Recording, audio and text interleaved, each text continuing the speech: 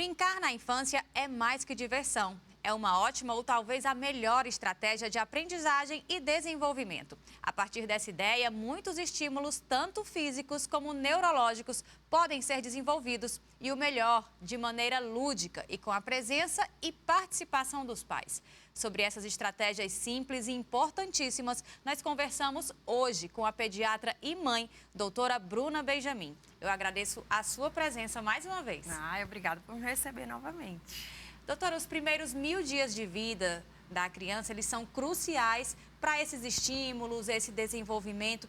Quando é que os pais, ainda principalmente os pais de primeira viagem, podem fazer com a chegada do bebê para estimular? O que é importante para cada fase, já começando nesses primeiros dias? Certo. No início, Ana, na verdade, a gente fala muito que nos primeiros dias, ali digamos no primeiro mês, o mais importante é o vínculo. É o afeto, é o pegar, é o cheirar, é aquela unidadezinha familiar que está se formando, sabe? Então, nesses primeiros dias, a gente não estimula, a gente não foca muito nos estímulos do desenvolvimento propriamente ditos, assim, digamos de forma oficial. Tudo que você está fazendo com o bebê é estímulo, na verdade, né? Você está aqui olhando para o bebê, conversando com o bebê, você é a criatura mais interessante que existe ali para ele. Então, ali já é estímulo, mas não existiria, assim, um estímulo tão formal ali naquele momento. A partir do primeiro mês, a gente começa com um estímulo visual, um estímulozinho auditivo, um chocalhozinho. A partir do segundo mês, começa o bom e velho tapete, né, de EVA, onde a criança vai, na verdade, ser estimulada de forma mais eficiente. Então, o tapete de EVA, né, aquele tapetinho que a gente coloca no chão, vai ser o ponto de referência de todo e qualquer estímulo do desenvolvimento neuropsicomotor a partir daí. Agora, existia, eu nunca mais ouvi falar, ainda bem, aquela questão de deixar o filho só no berço para ele dormir só e ele não chorar mais. Isso não é legal, né? Então, isso daí era um treinamento que foi proposto durante algum tempo, baseado num livro, né, de uma teoria de treinamento mesmo de sono. E realmente, assim, hoje em dia a visão da pediatria é muito negativa em relação a esse tipo de conduta. Porque acha-se que pode gerar, inclusive, trauma afetivo, né? Trauma de sensação de abandono que a criança pode ter. De fato, a criança começava a dormir sozinha, mas era de tanto Cansaço. chorar, de tanto ficar angustiado e desesperado, porque a criança, ela tinha naquele momento ali uma real sensação de abandono. Como se não fosse mais ver a mãe ou o pai e tudo mais. E a criança muito nova, o bebezinho, ele não faz as coisas, a gente tem que lembrar que o bebezinho, ele não tem vontade ainda. O bebezinho muito jovem, ele até uns 3, 4, 5 meses, ele não tem vontade, ele age por instinto. Ele é uma criatura instintiva, então tudo que ele faz é por necessidade. Então, se ele chora pedindo colo, não é vontade de colo. É muito habitual a gente ouvir, né, um parente, alguém chegar e dizer: não coloca no colo não, que vai se acostumar mal, né? E, na verdade, vai se acostumar bem, porque seu filho está ali para você, né, dar para ele todo o suporte que ele precisa. E aí, nesse momento, o suporte seria realmente o colo, né? Com aquela necessidade de colo, de vínculo, de apego. E é importante também lembrar que essa fase passa tão rápido, né? Sim. É tão gostosa, é cansativa no começo, mas Sim. passa. Uhum. Passa e aí vem um novo desafio, vem uma nova idade. A própria criança, ela vai querer descobrir muitas coisas a partir do 3º, 4º mês. Aí a criança já começa a, geralmente, sentar e tudo. O que os pais podem fazer? Muitos brinquedos, muitas coisas, mas também assim, a presença, a voz, uma música, uma dança, uma animação. Pronto. A partir dos 2 meses, como eu te falei, a gente já pode começar a colocar no tapetinho de EVA. E aí os estímulos direcionados e mais específicos, eles vão evoluindo a depender da idade do bebê e da resposta do bebê também. Então, por exemplo, a partir de 2 meses, a gente começa aquele tummy time, né? Que a gente chama, que é deixar de barriguinha para baixo, para estimular o fortalecimento da musculaturazinha do pescoço e da musculatura paravertebral, que passa ali ao lado da coluna. Essa fase vai ser essencial, né?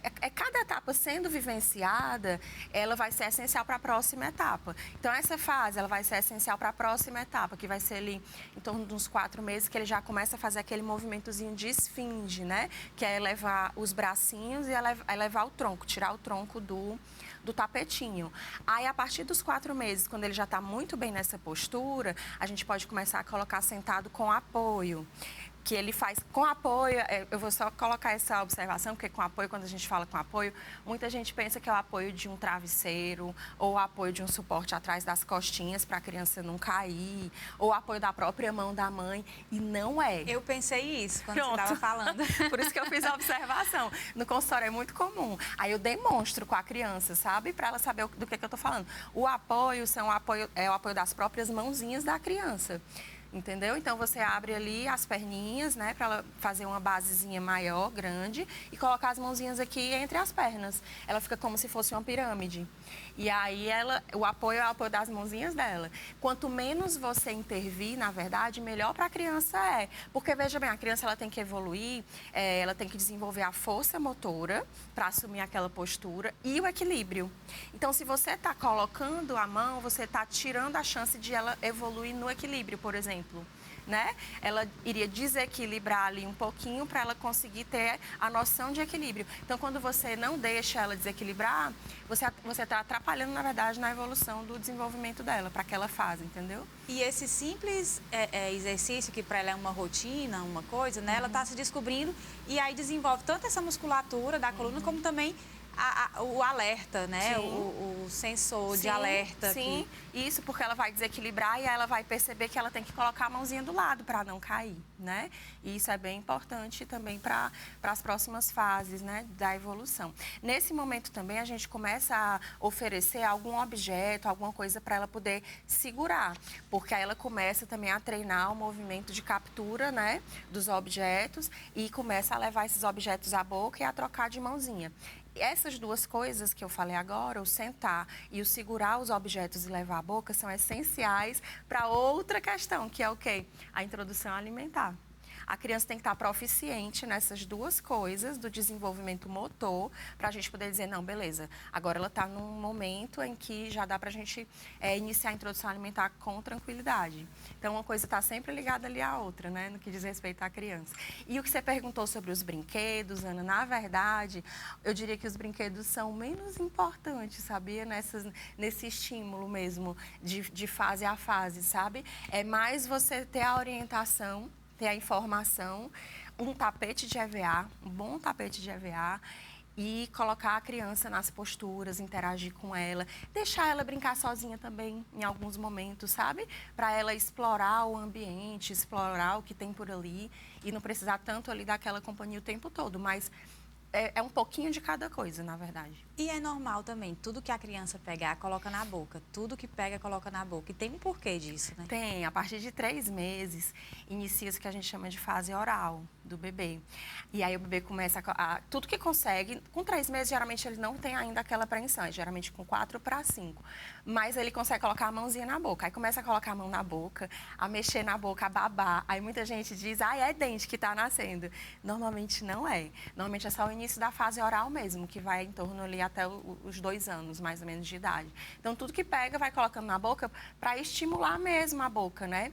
Tanto pela sensação que tem, como o desenvolvimento ele é muito perfeito, né? Porque a criança fazendo esse estímulo, ela sinaliza para a gengiva que já os dentes vão ser necessários. Então, vai lá estimulando, né? Vai lá colocando.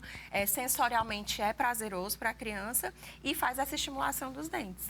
Então, tudo se encaixa. Agora também um desafio que para mim foi bastante desafiador, essa parte da introdução alimentar.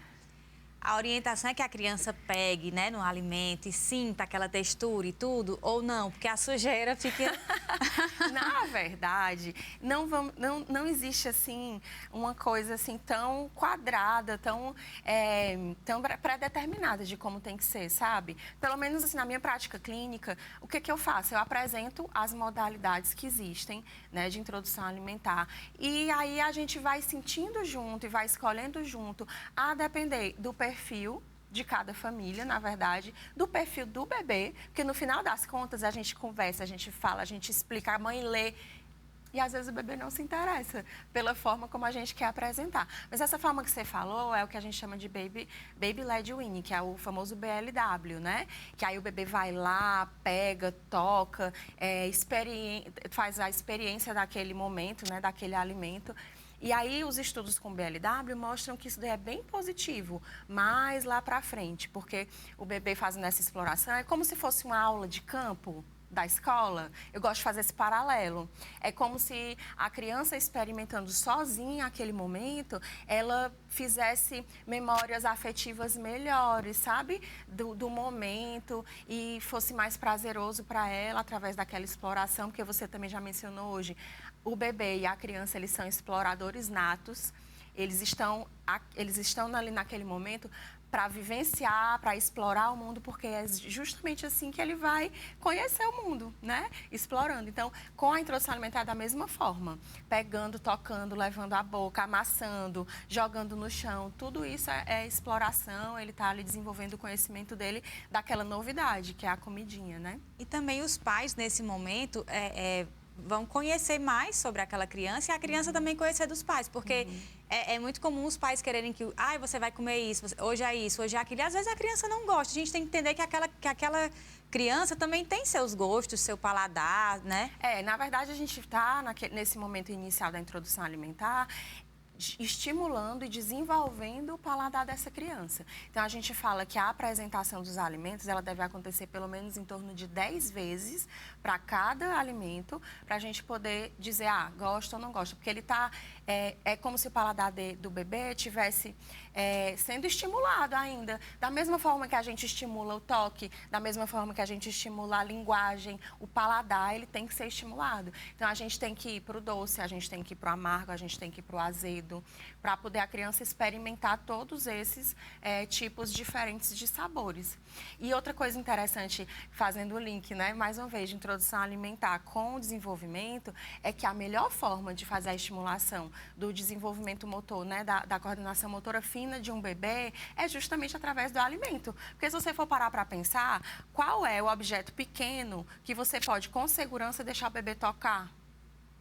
É só comida, porque ele pode tocar e colocar na boca. Você vai deixar pegar uma pecinha de Lego? Não. Vai deixar pegar uma pérolazinha? Não vai. Então, para o bebê, ele começa primeiro com 6 meses, até uns 9, 10 meses, fazendo esse movimentozinho de garra. Por isso que no BLW, né, se orienta a fazer aqueles palitinhos, né, que são maiores para a criança poder agarrar. E depois ele começa a desenvolver uma pinça mais grosseira, a pegar assim, né, com a mãozinha assim, e depois desenvolver a pinça fina. Então, ele desenvolve tudo isso. A melhor forma de estimular é justamente através da evolução da introdução alimentar. Passa dos palitinhos para os cubinhos, aí começa a deixar o bebê pegar nos grãozinhos de ervilha, né, no feijãozinho, e aí você vai estimulando a coordenação motora fina, o desenvolvimento motor, e ao mesmo tempo alimentando o bebê. E aí cada fase pode ser tão saborosa, com a presença dos pais, com a participação também, né? E naquela fase o bebê começou a andar, a mãe, o pai ou quem estiver próximo ali tem que ficar correndo atrás também. Então. É importante também os adultos fortalecerem a musculatura da coluna, né? Pois é, mais ou menos isso. Veja bem, eu brinco muito que a gente faz as posturas, né? A gente orienta as posturas e tudo mais. Coloca o bebê assim, coloca o bebê assado. Na verdade, assim, a gente não acelera o bebê no que ele ainda não faz. Então, por exemplo, é muito comum você pegar um pai, uma mãe, alguém da família, colocando um bebezinho de 3, 4 meses aqui em pezinho no colo, né? Às vezes o bebê tá até pulando, né, aqui no colo. Isso não é muito legal, você colocar o bebê em posturas que ele ainda não executa sozinho. E aí eu vou dar a explicação. O desenvolvimento motor, ele acontece crânio-caudal, ou seja, primeiro começa da cabeça para chegar depois nos membros inferiores. Então, para lembrar, a primeira coisa que o bebê faz é sustentar o pescocinho, né? Depois ele começa a fazer a movimentação dos membros, que eu te falei. Aí ele começa a ser capaz de agarrar um objeto e levar à boca, né? Que aí é essa cintura aqui escapular, né? Depois ele começa a sentar.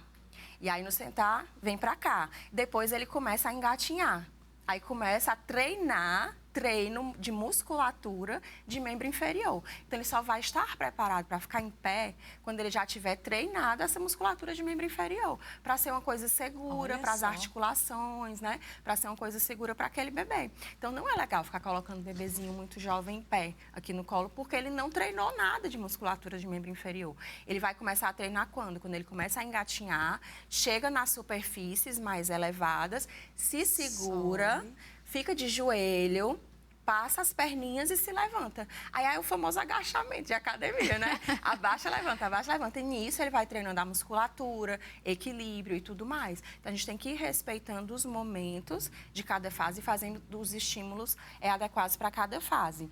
Mas, quando o bebê começa a se locomover, a se arrastar ou a engatinhar, aí eu começo a dizer, pronto, agora você assume, deixa o bebê assumir o motorista e você vai só ali, né, prevenindo algum tipo de acidente mais grave. Então, é proteger a casa e deixar o bebê livre, explorar, porque através da exploração, mais uma vez, lembrando, né, o bebê é um grande detetive, que ele vai ter a vontade de se locomover, de ir lá olhar o que é aquilo, eu nunca estive ali embaixo daquela cadeira.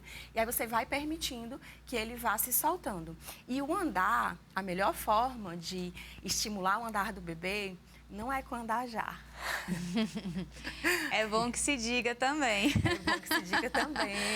O andar já, ele é contraindicado hoje em dia, né? Esses andadores, eles são contraindicados por conta do risco de queda. Normalmente, eles têm rodinhas, né? E existe um risco de tanto correr rápido demais, como o risco de virar. Então, hoje em dia, eles são contraindicados. A gente não indica andar já.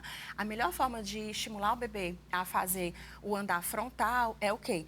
Esperar o momento dele, né? Não sair pendurando o bebê, né, pela mãozinha para ele sair andando antes do tempo. Isso é muito comum também. Muito comum. E não ajuda. Mais uma vez, lembrando do que eu falei da história de não ajudar na hora do sentar, quanto menos você ajudar na hora do andar, a gente faz um paralelo de raciocínio. Melhor vai ser para esse bebê. Por quê? Porque ele vai sozinho desenvolver a força e o equilíbrio que ele vai precisar para executar aquele movimento. Então, ele vai se desenvolver melhor e mais rápido se você permitir que ele faça isso sozinho. Aí, como é que a gente vai permitir? Eu disse que não pode usar andar já. E aí, como é que a gente vai permitir? Nem segurar, porque não pode segurar. E aí, como não é que pode ser também um andar já humano, né? Não, exatamente. É como se fosse... Eu brinco que é como se fosse uma bengala. Vocês estão ensinando a bengala do menino. O menino está aprendendo a andar de bengala. E quando a bengala não tiver, como é que vai andar? Normalmente, esses bebês que só andam segurando na mãozinha, eles se tornam mais inseguros mais à frente para andar sozinhos. E acaba demorando mais. Então, como é que a gente finalmente, qual é a resposta, né? É com os objetos da casa. Então, o melhor jeito é um puffzinho baixinho, um banco mais estruturado, que ele possa sair empurrando e sair arrastando por aí. Aí, quem mora em apartamento, vizinho de baixo, pode não gostar tanto. Mas é a melhor forma, porque não tem rodinha, então gera um certo atrito com o chão, né? E o bebê vai no tempo dele. Ele vai empurrando à medida em que ele vai se sentindo seguro. E aí vai no ritmozinho dele, até que ele se sente mais seguro de soltar e ir sozinho. Outra coisa que eu acho importante também dizer, cada ser humano é um ser humano, cada criança é uma criança, a gente não pode comparar. Ai, porque o filho da fulana, da vizinha, da prima começou a andar antes de 1 ano. Isso não é regra, né, doutora? Exato. As comparações, elas não são bem-vindas, né? É bem importante a gente lembrar disso daí, mas existem os marcos do desenvolvimento. Então, é bem importante. Por que a consulta com o pediatra ela é tão frequente até o 1º ano de vida? Porque pode acontecer de o bebê ter atraso do desenvolvimento e você perder o tempo da plasticidade cerebral. Então, se o bebê tiver, né, algum atraso, quanto antes você puder intervir nos estímulos, né, precoces, melhor para o bebê, porque mais ele vai evoluir dentro daquela limitação dele, entende? Então, nem é bom ficar comparando, mas também não é bom ficar muito nessa, vamos esperar o tempo do bebê. Existe um limite, que são limites bem desenvolvidos para cada fase, que são os marcos do desenvolvimento. Com tal idade tem que fazer isso, com tal idade tem que fazer aquilo. Agora, doutora, dessa fase já, quando a criança já está andando, já passou por essa parte da introdução alimentar, vem aquela fase da autonomia. da criança correr, da criança querer espaço, da criança... E aí, eu particularmente, como acompanho suas redes sociais, vejo muitos momentos fantásticos e de muita socialização com as crianças e tudo. Sim. Aqui mesmo na nossa cidade é possível, né? Tem muitos espaços abertos que até que não precisa pagar, não precisa... E aí entra aquela questão, o que eu posso oferecer para o meu filho para ele se envolver em contato com a natureza, a importância disso também, porque a partir do momento que ele vai ficando maior, vai ficando mais velho, os estímulos precisam continuar e são diversos, né? Sim, sempre com aquilo que a gente começou falando, né, no início do programa, sempre com o brincar na mente, né, porque as atividades para a criança, elas precisam ser lúdicas. Então, você vai ao médico com a criança, não dá para ser aquela consulta formal. Você não vai desenvolver uma conexão ali com aquela criança. Você vai levar a criança a um dentista. Não dá para ser um dentista de adulto. A abordagem ela é diferente. Então, eu estou trazendo esses exemplos para a gente puxar para o que vocês precisam fazer em casa também, as próprias famílias. Então, você vai brincar, você vai, na verdade, querer ensinar para a criança sobre soma, ou você vai querer ensinar alguma coisa de matemática. Gente, brincando é muito mais fácil. Pega uma pizza, corta em 4 pedaços, ensinou divisão. Então, a criança ela vai fixar aquilo ali muito mais, porque ela vai se interessar mais, porque é uma coisa que é legal para ela, e você vai estar ali mostrando na prática, no brincar, né? E aí o que você falou em relação aos espaços, né? A criança, ela é muito... As crianças são muito ativas, elas são muito corporais, né? Então, a gente vive muito em apartamento hoje em dia, né? Daí a importância delas conseguirem sair, delas conseguirem brincar, irem para um parque, irem para uma praia, né? E se soltarem, poderem correr, brincar e se desenvolver. Sempre que houver contato com a natureza, vai ser interessante para ela. Então, desde um bebezinho ir lá, andar, né, colocar o pezinho lá na areia, andar descalço na areia, na grama, em superfícies diferentes, é importante para o desenvolvimento sensorial da criança e do bebê e para o desenvolvimento físico mesmo, da articulação do pezinho, né, da formar a cavinha do pé, isso aí tudo é verdade. Então, é bem interessante explorar esses espaços externos também. E nem precisa gastar dinheiro, nem precisa, como se falou dessa questão, os brinquedos são os menos importantes. É muito mais importante a presença, a participação. E aí vai chegar uma hora que os pais vão ser coadjuvantes e a criança é que vai determinar o que vai ser a brincadeira, não é? Isso, a criança vai liderar e a gente vai junto. Lembrar que, às vezes, a gente deixa de fazer alguma coisa por dizer assim, essa criança é muito pequena, ela não vai nem lembrar. Mas a gente vai lembrar, né? E a criança, ela pode não lembrar da memória em si, mas fica o que a gente chama das memórias afetivas, né? Aqueles momentos, eles geram um vínculo que é o que vai determinar a relação de você com seu filho para o resto da vida, né? Então, assim, vamos deixar um pouquinho as telas de lado, vamos deixar um pouquinho os computadores de lado, nós adultos. Não estou falando deles não, estou falando da gente. Em casa, ter aquele momento para eles, né? A gente fala muito que essa geração dessas crianças, já nascem viciados em telas. Gente, a criança, ela só age por espelhamento. Eles só veem a gente pregado em telas. A gente anda com a nossa extensão de mão, que é o nosso celular. O tempo todo está com a gente. Muitas vezes a gente está no sofá, o celular está aqui, eu vou olhar se alguém falou alguma coisa. Tudo com o celular, dorme com o celular, vai passear com o celular, fica na televisão e no celular ao mesmo tempo. Então, eles se interessam muito por telas, porque eles veem a gente muito com telas.